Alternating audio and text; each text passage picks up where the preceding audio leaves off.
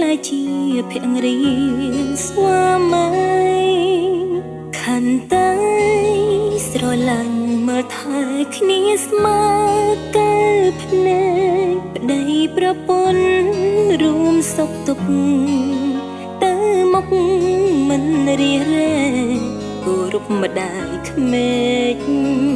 មនុស្សមានកំណើត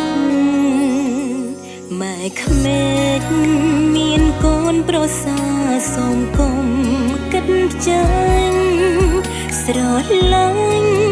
កូនប្រសាខ្លួនដោយកូនបងកើតខំត្រូវអីកុំកាន់ជើងថ្លឹងរឿងរනොយខ្នាគុណធម៌ល្អឆាយគឺចិត្តមេត្តាយោគយល់ជាប់សាច់ជា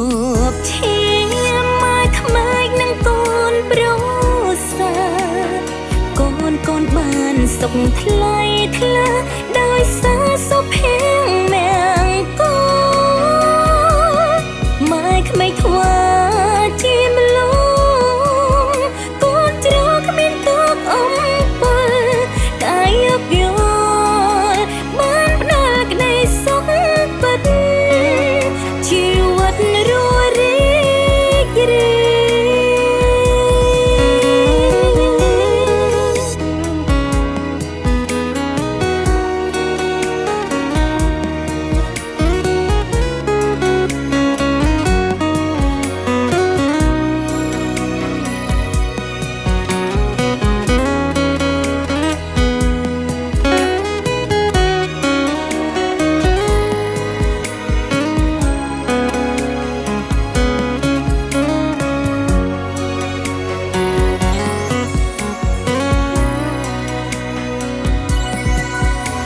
យក្មេក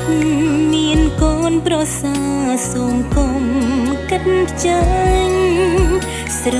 ឡាញ់កូនប្រសាខ្លួនដោយកូនបងកើតខំត្រូវអីកុំកាន់ជើងថ្លឹងរឿងរනොយខ្នាគុណធម៌ល្អឆាយគឺចិត្តមេត្តាយោគយល់សាច់ជាប់ឈាមម៉ែក្មេកនឹងកូនប្រសាកូនបានសុខថ្លៃថ្លាដោយសារសុភ័